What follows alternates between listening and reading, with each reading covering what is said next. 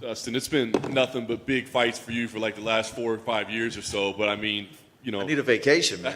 I was gonna say, I mean, does this fight week feel special, important, like a big moment in your life? Yeah, I have very special to me because I have an opportunity to be the world champion. It gives me chills just saying it, I want it so bad. It's very important to me. So it was so interesting, I thought, when you took the trilogy fight with Conor, right? Did you have to weigh in the fact that if for some reason I come up short, that world title fight's going away? Yeah, I knew that. Going into that fight, in the back of my head, that was, I'm gambling on myself. Every fight is a roll of the dice, and, no matter how prepared you are. What we do is a crazy thing. The sport is crazy, but it all worked out. Yeah, no doubt. Now you're here. Charles obviously has a great story as well, great journey through mixed martial arts. What did you think when you saw him become champion? I mean, were you almost happy for him in a way? For sure, man. I've been watching that guy a long time. We've both been in the same waters, 45, 55, for the last decade in the UFC. And there's a list of guys that, when they won the belt, was really special to me, and he's on that list. Bisping's on that list. Robbie Lawler's on that list. Underdogs. The guys who, of course everybody's fighting against adversity, but the guys who were counted out a couple times and made it happen. And I'm trying to add my name to that list. That's the goal here this weekend. No question about it. He's obviously an absolute killer. You've been facing nothing but absolute killers. But when you look at him, is he more dangerous, less dangerous than some of the other guys you've been facing? There's so many variables when you're talking about dangers in mixed martial arts. He's as dangerous as any of the other top guys I've fought, just in different areas. His submission game, numbers don't lie. He's one of the most dangerous, most dangerous ever to hit the canvas in the UFC. And we didn't put that aside in training camp. We really focus on defense and fight IQ on the ground and where I'm at in the rounds and risks we need to take. So he's very dangerous. Last thing for me, I guess it's this moment to enjoy it first, right? But what is your plan as champion, right? You've done everything. You fought everybody. Do you see, I'm going to win and have this long reign? Or is it man, I'm going to get there and maybe that's about it for me? You know what I mean? What's the plan? I'm not sure. I haven't really looked that far. I have to perform Saturday night and get that belt. And then we'll take it from there. But sitting here thinking about it, I'll probably defend the belt. I do believe one day I'm going to fight at 170 pounds in the UFC. I'm not sure if I'm going to make a title run, a career run, and but I'm 32.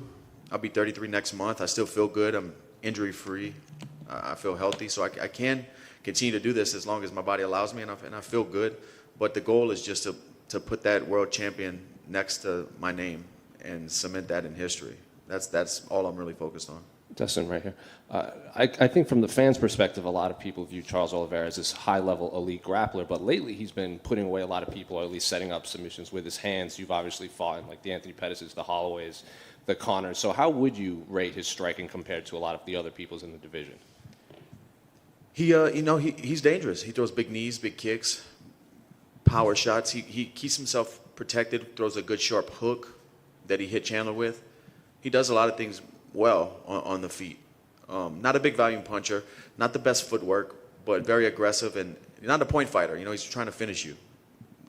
And then I know you've touched on this a lot, but a lot of people think, even Justin Gaethje said, that your will is just stronger than Charles Oliveira. Charles Oliveira, quote, breaks, but that was 4 years ago when he broke against Paul Felder. Do you still view him as that same fighter? Is that always going to be there, or is that just so long in the past you can't even take that into consideration? If it's in there, we'll find out.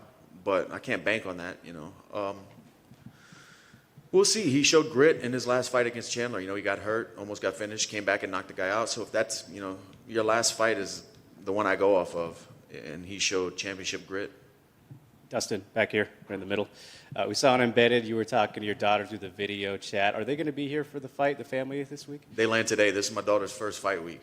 Yeah, they land today. All right, cool. I was going to ask is it stressful for you to have them, or is it kind of more motivating, distraction-wise? How do you kind of view having them? No, I love my family, and they come with me to training camp the whole time. And she was actually born on the day that Nate Diaz fought Conor.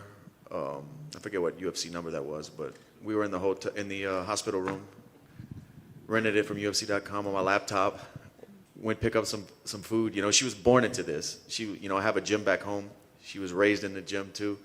This is just life. It's not a big deal to her, And I know that you missed Thanksgiving, so sorry to bring it up, but what's your favorite pie, man? Damn, I like pecan pie, man. I really do. But I'm going to catch up on all that for Christmas. There you go. Best of luck, Dustin. Hey, Dustin, right here. Dustin, not only yourself, but you got two other Louisiana guys fighting on the card. I mean, is that any extra motivation? I know they're not necessarily direct teammates, but do you feel like there is going to be a bit of setting the bar early for the South? Man, we got to put on for Louisiana for sure. I know both guys pretty well. Me and Matt actually have trained together for years and years and years. We were at the same gym for a while in Louisiana. He came out to American Top Team. We were training together there. So, and I've been knowing him for a long time. I've cornered him before he made it to the UFC. So it's good to see those faces and be around those guys on fight week. You know, we're a long way from the rodeo arenas we fought in Louisiana. And to talk to you a little bit about other stuff going on in the lightweight division, just your thoughts on the other big fight coming up, Makhachev versus Beneil Dariush. It's a fun matchup. You know, Dariush is on a streak. Makhachev is dangerous. We'll get to see how good his ground game really is when they hit the mat. You know, obviously his wrestling's really good, but Dariush is dangerous in all positions. It's a fun fight. You know, the lightweight division I've said it over and over again, been very top heavy for the last few years. And it seems like it's not going anywhere. Is Justin Gaethje a different guy than when you fought him, in your opinion? I'm not sure. It's tough to say. You know, I know a lot of people thought he made a huge jump when he fought Tony. And I do think he is improving. I just think Tony made him look really good as well. It was a good matchup. But, no, he's tough, man. He's tough. Final one, you've got the original, you've got the knockout edition. If you win the belt, is there going to be a championship edition hot sauce? Man, we're launching this week a 3-pack with gold labels for championship week. It's not a different sauce. It's the same original sauce with gold labels. We're going to do a limited run of 2,100 because this is going to be my 21st win. And $10 from every pack is going to the Good Fight Foundation. We're trying to raise money for Second Harvest Food Bank to provide 300,000 meals in Louisiana to underserved communities that need it. So, yeah, we're trying to tie everything in together. Thank you and good luck. Yeah. Oh, mic's off. Your last two fights had a lot of kind of emotional buildup with Conor. How's this one different in terms of like your headspace for this particular fight? It's smooth sailing. You know, not a lot of back and forth. He seems respectful. But at the end of the day, it's a fight. You know, this is warfare when we get in there. So the more mature me, I don't really pay a whole lot of mind. Even in the Conor fights and the buildup, I didn't really get too caught up in it. I don't really care about that stuff anymore. I know what matters. So even if this was a crazy back and forth verbal exchange, it wouldn't, when the bell rings Saturday night, it's going to be the same result. Just a follow up to that, your wife was also involved in some back and forth. At least it got to her when you were fighting Conor. How's she doing with this particular fight? Is there a lot of relief in the house this time around? There wasn't any tension in the house before. Just like I said, when my daughter was born into this, my wife drove me to my first fight. I didn't have a car. She drove me across state lines to Arkansas, and I fought in a rodeo arena back in 2007 maybe. So she knows this game as well as it, you know, probably better than some people in the car. Dustin, hey, here in the back. As you mentioned, there's a lot going on in the lightweight division, and it seems like Justin Gaethje will be the next one to challenge after this. But there was a lot of talk about that. A lot of people felt Makhachev deserved it. In your opinion, who is the most deserving lightweight to challenge for the title after this fight? I don't know, man. That's Dana, Sean, and Mick's job. I don't play matchmaker. I just try to put these guys away. Like I said, it's top heavy. I'm not sure. You know, Gaethje had a title fight and then won one since then, right? Yeah. But he beat a guy Chandler was coming off a win, so I don't know, man. It's tough. It's been murky waters. It's hard to, you know, pick who's next. And you mentioned moving up to welterweight in the future.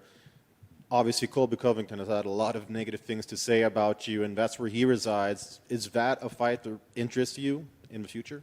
We'll see. I'm not sure how soon I'm going to make that jump, you know, especially if I become the world champion Saturday. I have to, you know, defend the belt, and I have to be here for a while and establish myself as a world champion. But everybody's on the list if I move up, you know. Dustin, down down here to your left. You touched on, obviously, the win being your 21st, if you get it, but I believe in January 1st will be the 10-year anniversary of you making UFC debut at UFC 125. 11 year. Oh, 11 years. I can't even count, man, anyway. But anyway, how would you assess the journey? Because you've had ups and downs, and you picked yourself back up off the figurative canvas many times. So how would you assess the journey so far? Beautiful, man. A learning experience. It helped me become the fighter I am, but also the person I am. You know, I just hope I can pass on these lessons I've learned to my daughter, to other fighters in the future. You know, it's more than fighting. It's life lessons, and I'm just happy with the person I've become.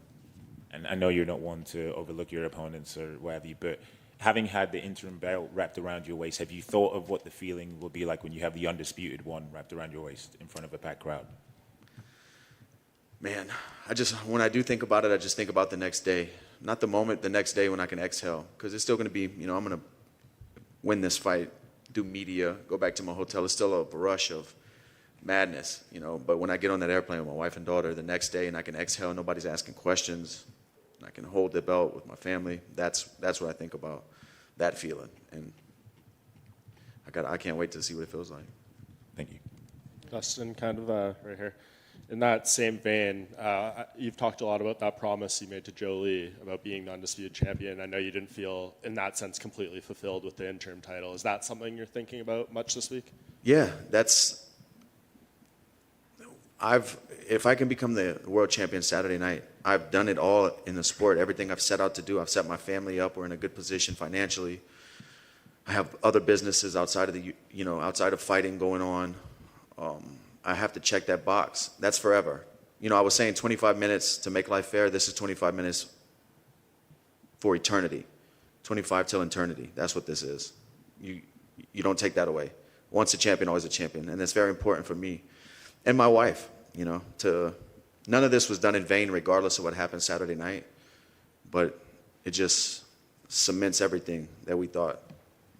And last thing, I know you retweeted that graphic I put about the stats in this fight, you know, most finishes, most wins, bonuses. Can you try to put into context, I know you're a fight fan, like the specialness and the uniqueness of this matchup between you and Charles? Me and Mike were just talking about it whenever that graph came out. We were sitting at the kitchen table, and I don't ever sit back and like reminisce or look at all the stats, longevity stats like that, but thinking about it is crazy because it doesn't feel like I've been doing, you know, it's happened so quick. Even though it was 10 years, it happened so quick. It goes by so quick, and all the things you accomplish and add up and stack to the record books. I never sit down and look at it all, but to see that on the graph and to start looking, we started pulling up other records and stuff, and it's crazy, man. It's a good feeling. Yeah, Dustin, just one more back here. On the top, as I mentioned, the welterweight division before, the hottest rising guy there right now has got to be Khamzat Chimaev. Everyone's talking about it, and some people saying he's a future champ. Some people saying he's a little hyped. Where do you stand? What's your opinion? I'm a fan. I want to, when he's on the card, I'm buying the pay-per-view or watching. You know, it's exciting. That's what makes me want to watch, to find out if he's that guy, to see him compete. So, and I think the sport needs that. We need stars to stay to keep people interested. Not that they wouldn't be without it, but it's fun when you have a guy like that. Is this a real special person? And we're going to find out. And the last one from you then. You were on Hot Ones and you went through some pretty spicy sauces. Did that in any way affect or inspire you to try some of your own super spicy sauces in the future? We launched a KO edition, and man, that's about my limit. That's about my limit that I can enjoy before it becomes like a gag gift. You know, anything that's too hot is like you're going to use it one time to mess your friend up, and that's it. You know, we'll see. All right, thank you. Thanks. Undisputed.